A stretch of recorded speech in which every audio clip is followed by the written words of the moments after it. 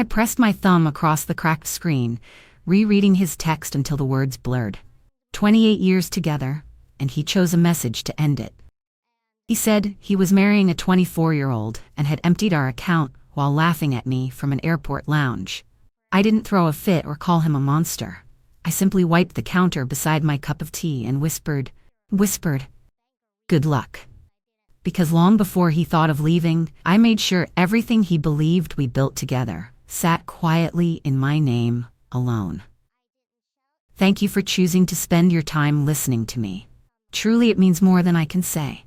Before I continue, please let me know in the comments where you are watching from, because stories like mine are happening everywhere, and I want to know who is out there hearing mine tonight. I remember standing by that window with the morning sun creeping across my kitchen tiles, thinking about how many years I spent pouring my life into a man who no longer saw me as anything but a memory he could replace. I thought about the nights I stitched his torn shirts, the mornings I stood in line paying his bills while he promised me our sacrifices would lead to days of comfort. I watched my reflection in the kettle, older but far from broken, and a slow strength settled into my bones. He believed that by draining our joint account, he had gutted my future. But I had quietly built another path the day he first came home smelling like a lie.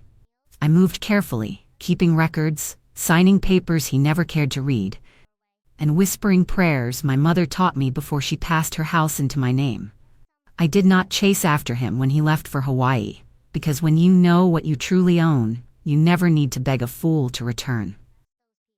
I still remember the early years when we had nothing but second-hand dreams and a tiny apartment with a leaking roof. He used to say he could never breathe without me close. And back then I believed him. I worked 2 jobs while he tried to build a name for himself. Cooking dinners on a single stove burner and pretending burnt rice tasted like success. I stood beside him through his first failure, his second, and the third that almost broke us. I listened as he swore he would grow old beside me, rubbing my back after long shifts and promising the struggle would one day be worth it. I carried those promises the way a hopeful woman carries a child, trusting each heartbeat of our marriage was leading us somewhere better. But with time, I noticed his eyes stopped lingering on me and started drifting toward younger distractions he thought I could not see. I never confronted him. Instead, I cooked his favorite meals, smiled when he rolled in late, smelling like a different life, and quietly gathered every document, password, and signature he carelessly left behind. I had been poor before, and I knew how to rebuild from ashes, so I let him underestimate me. While I slowly shifted the weight of everything we owned into secure places under my name. I refused to be left begging at the mercy of a man who believed my wrinkles were a sign that my worth had expired. I poured my faith into patience, waiting for the day he would reveal his true face so I could show him mine. I sensed the shift long before he believed I had. It started with the way he no longer kissed the top of my head before leaving for work, how he stopped asking if I wanted my tea sweet or plain, choosing instead to pour himself expensive coffee I never liked. I watched him stand a little straighter when younger women walked past, sucking in his stomach and pretending he was still the man he used to be. He bought a new phone and kept it face down on the table, claiming it was for business, but smiling at it like it whispered secrets just for him. I did not argue or demand explanations. I learned that real power does not shout, it listens and waits. I made sure his favorite shirts were always ironed, that his dinner was always hot, and while he believed I was too comfortable to question him, I spent late nights filing paperwork, transferring small sums into dormant accounts, collecting property deeds, and copying passwords when he thought I was asleep. I remembered every insult disguised as a joke. Every time he said I was lucky he stayed with me, or that no one else would ever want me. Those words did not break me. They sharpened me. They reminded me why my mother always said a wise woman never ties her survival to another person's loyalty. I began preparing long before he believed he had the courage to leave, opening a safety deposit box with gold coins my grandmother once smuggled from her homeland, securing stock certificates I had bought in my name during our hardest years, building a quiet fortress out of everything he believed worthless. He thought Aging made me weak. Yet each gray hair carried a lesson. I kept smiling through every family dinner where he whispered on his phone at the table, laughing softly with someone whose perfume clung to his shirt when he came home late. I stitched a smile on my face as he planned business trips that had nothing to do with work. I did not confront him because I did not need another empty apology or tears poured only to wash away guilt until the next temptation arrived. I wanted something more powerful than anger.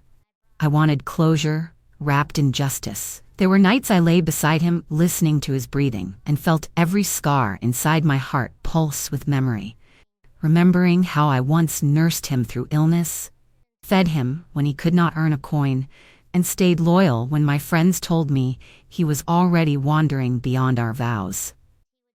I saw my reflection in the mirror one morning and whispered to myself that I was worth more than he ever treated me, that I would no longer wait for him to love me again. I would love myself enough to protect the future he thought he could steal. So when that text finally arrived with his smug laughter and cruel words, the shock did not break me, but confirmed what I had quietly prepared myself to survive. While he believed his betrayal would leave me collapsed and begging, he had no idea he was stepping into a trap lovingly stitched by the very woman he thought too soft to fight back. When I read his message again that morning, I did not cry or scream or send a single pleading reply. Instead, I placed my phone down next to the bread I was kneading, wiped my hands on my apron, and walked calmly to my locked cabinet where I kept every important document. I pulled out the property title of my mother's house, a house he always thought belonged to both of us, simply because he paid for a few repairs. I traced a finger over my mother's signature and felt her strength flow back into my spine. I took the keys to my safety deposit box and tucked them into my purse because I knew I would need those coins soon enough. I called a trusted accountant who owed me a favor from years ago when I stitched night after night to lend him money that saved his business. I spoke softly over the receiver, telling him it was time to activate the plan I had quietly set aside. He assured me everything would be frozen by the end of the day. The house, the stocks, the silent accounts.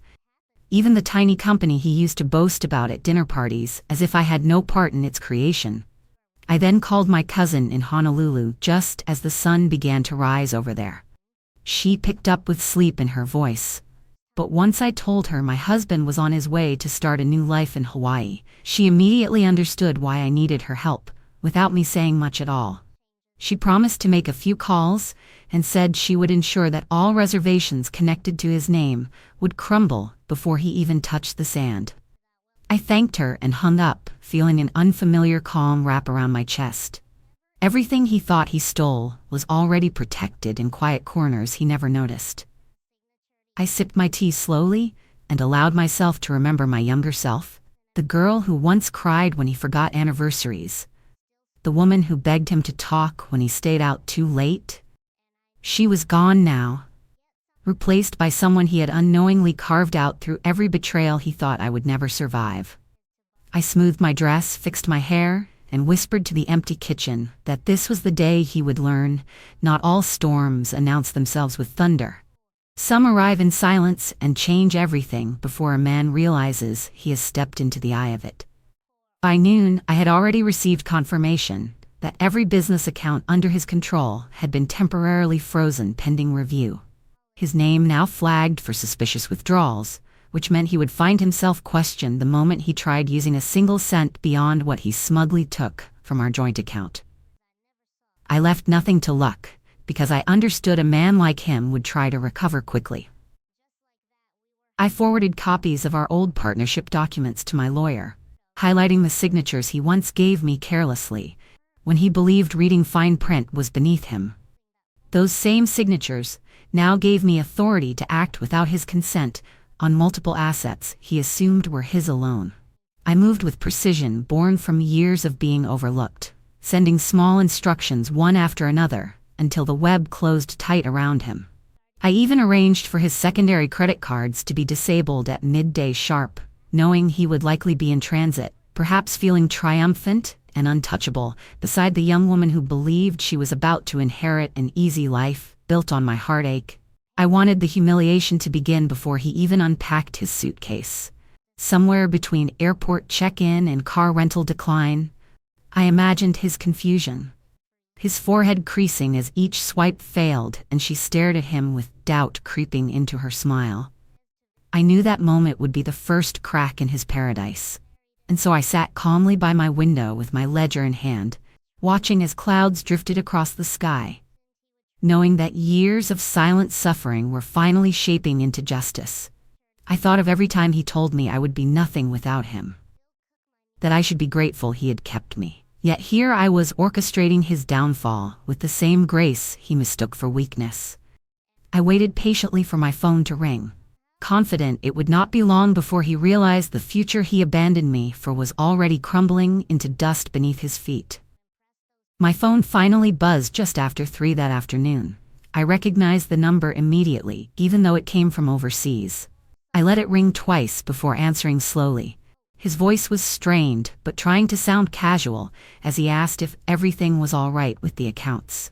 I kept my tone soft as I told him I had no idea what he meant, reminding him that since he had officially divorced me through that heartless text, he was now responsible for his own financial affairs. He hesitated before admitting that his card kept declining, and the hotel could not find his reservation, despite his confirmation email. I could almost see his confident smile slipping, as I reminded him he had wished me luck in his message. So I was wishing him the same as he started his new life in paradise. He tried to laugh it off, saying it must be a simple bank error. But his voice cracked as he asked if I had done anything to the company accounts. I told him gently that as majority shareholder, I had every right to protect my interests if I sensed fraud. I could hear a woman in the background asking what was happening, and he covered the phone while whispering something harsh to her. When he returned to me, his tone had changed. Gone was the arrogance, replaced by an uncomfortable blend of confusion and fear. He asked if we could talk properly, if perhaps we had acted too fast. I let a moment of silence hang between us before telling him I needed no further conversation with someone who saw fit to end a marriage with a laughing message. I ended the call just as he began to stutter a plea. Then I placed my phone down and closed my eyes, feeling decades of disrespect begin to lift from my chest. I did not dance or shout for joy. I simply allowed the satisfaction of quiet revenge to settle in my bones, knowing this was only the beginning of a downfall he had ruthlessly designed for me, but would now suffer himself. The next call came not from him but from my lawyer, who informed me that the transfer of ownership for our company had gone through without any contest. Everything he once introduced as ours at dinner parties, every contract he bragged about securing, now officially sat under my name with full control. I remembered how he used to pat my hand and thank me for being a supportive wife while refusing to acknowledge I did equal work behind the scenes. Now, every asset he ignored was my shield, my power, my final answer to years of being dismissed. I sat at my kitchen table signing documents with steady hands, my heart firm, even as memories flickered of better times when we shared laughter and dreams. I reminded myself that the man he had become was not the man I once loved, but a stranger who cared more for validation than loyalty. As I signed the last document, my cousin from Honolulu sent me a message, confirming the hotel had banned him and his new bride from staying until he settled unpaid fees, which would be impossible now that every account had been emptied or locked by me. I imagined the anger on his face, how he would try to call everyone he could to regain his footing, only to discover I had already closed every door. I had not just secured my future, I had erased his illusions. My lawyer assured me he would serve official notice that he was trespassing on company property should he attempt to return. I thanked her and hung up, staring at my reflection in the window once more. I realized I no longer saw a woman abandoned, but a woman reborn. I whispered to myself that I had survived the worst and come out stronger. Then I brewed a fresh pot of tea, waiting for the storm I knew would follow when he realized paradise had slipped through his fingers forever. By the time evening rolled in, I began receiving screenshots from mutual acquaintances who had seen his new bride posting furious messages online, accusing him of tricking her into believing he was a wealthy businessman. She wrote that the honeymoon had turned into a nightmare. The moment they stepped off the plane, that his cards failed, the hotel treated them like con artists, and even the rental car company refused him service after a mysterious flag appeared on his account. I sipped my tea as I watched her words spread quickly, fueling gossip among those who once admired him. It did not take long before people in our town began whispering that perhaps he had not left me for love, but for greed. And now even that hope was collapsing beneath him. I felt a twinge of sympathy, remembering the younger woman I once was who believed in his charm without question. But I reminded myself that he had made a choice to humiliate me, and I had simply refused to let him succeed. The more I read, the more I understood that he was fighting desperately behind the scenes trying to regain control. But every attempt only tightened the noose around him. I had ensured our house was re-registered in my maiden name, the locks changed, and the neighbors alerted, so even if he crawled back from Hawaii begging for mercy, he would find no welcome left. I placed every memory of him neatly away inside my heart like old photographs, not to be burned, but to be respected as lessons. Because love alone should never strip a woman of her wisdom. I leaned back, feeling peace I had not tasted in years, knowing he now understood that in breaking my heart, he had shattered his own destiny.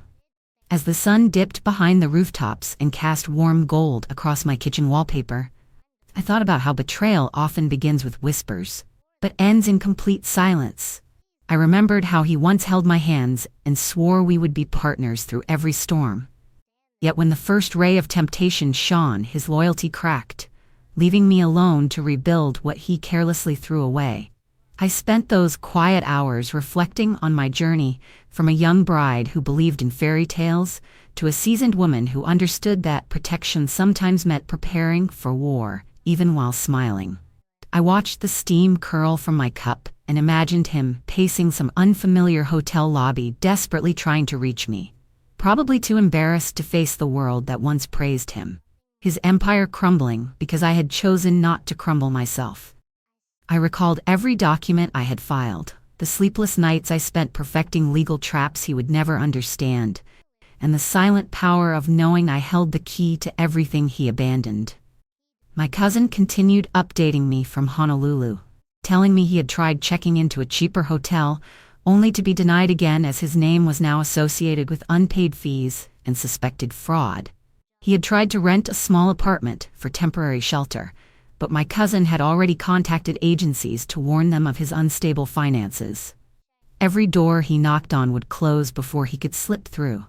I felt no guilt. Rather, a fierce pride grew in me, knowing I had not screamed or begged or wished ill upon him. I had simply refused to be his victim, and in doing so had turned his dream into a slow-burning nightmare from which he could not wake. I whispered a prayer for strength, not vengeance, and promised myself that even if he eventually crawled back pleading for forgiveness, I would never again lower my crown for a man who threw away our life for a moment of vanity. I stood taller than I had in years, knowing that while he was learning bitter lessons under the Hawaiian sun, I was finally learning how to love myself without apologies. Midway through the night, when most of the town had gone to sleep and only crickets whispered outside my window, my phone began to light up again with messages not from him this time, but from our son, who had heard rumors spreading back home about his father's disgrace in Hawaii. He asked what was happening and whether I needed him to come home. Something in me softened at his concern, and I told him in gentle words that I was fine, stronger than I had ever been. But I needed to share a truth I had kept hidden from him for years. I explained how I had quietly protected our assets after discovering his father's first indiscretion long ago. Not out of spite, but out of fear that one day he would betray us fully. I confessed how I had built a financial shield so neither of us would be left destroyed if that day ever came. Our son was silent for a long time before telling me he respected my strength and that if I wished it, he would help secure the company in my name, so his father could never again worm his way back into the legacy I had preserved. Tears filled my eyes, but I kept my voice steady, thanking him and saying that I never wanted him to grow cold-hearted, only wise. He promised to file every remaining document without delay. And I felt a deep wave of relief, knowing my future was locked in place with the help of the one person whose loyalty had never wavered. Meanwhile, I received another update from my cousin saying his new bride had officially abandoned him in Hawaii after discovering he could not even pay for a return ticket home. Apparently, she left him screaming on the curb outside an airport, humiliated and alone. I imagined him calling old friends hoping someone would rescue him, only to find that once news of his betrayal spread, no one wanted to be associated with his downfall. I thought about how often he had mocked me for saving old receipts, calling me paranoid. Yet those habits had now saved me completely.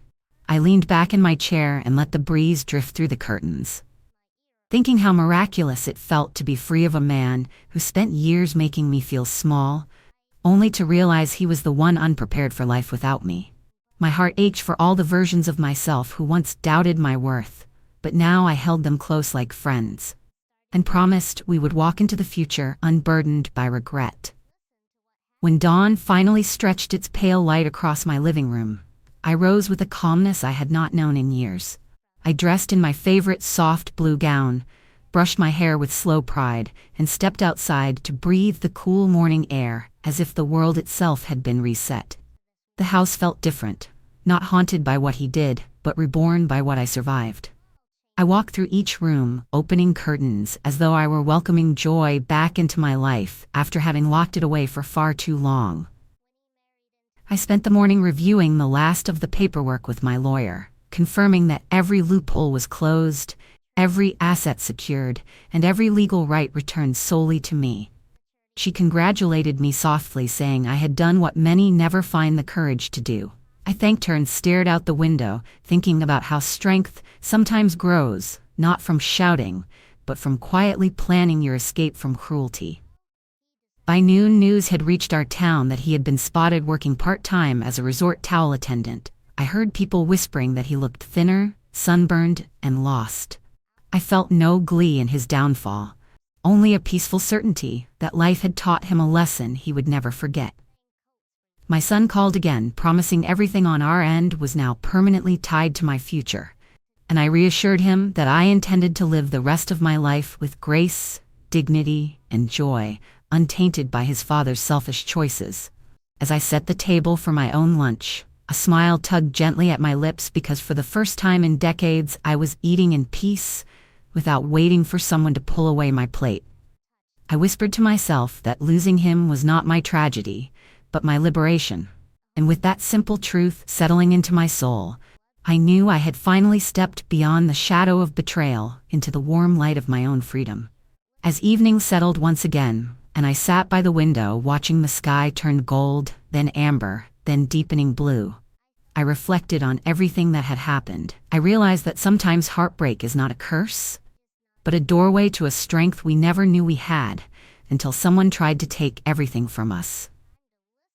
I thought back to that moment he believed he had ruined me with a single cruel message, not knowing I had turned his betrayal into the beginning of my own rebirth. I no longer felt anger toward him, only clarity, a sharp understanding that my life was never meant to end with his departure, but to begin with my awakening. I hope my story reminds you that being gentle does not mean you are weak, and being quiet does not mean you will not fight back when the time is right. Thank you so much for staying with me till the end. Please subscribe and tell me in the comments if you want to hear another one of my stories, because I still have many truths tucked safely in my heart, waiting to be told.